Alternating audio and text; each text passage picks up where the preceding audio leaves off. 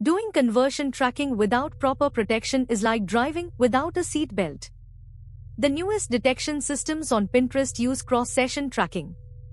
They remember your behavior from weeks ago and compare it with current activity to find connections between accounts. The approach is called profile isolation. You create a separate browser environment for each Pinterest account, complete with unique fingerprints, dedicated proxy, and separate session data. Monitor your accounts regularly for any warning signs. Quick response to verification requests is crucial for maintaining account health.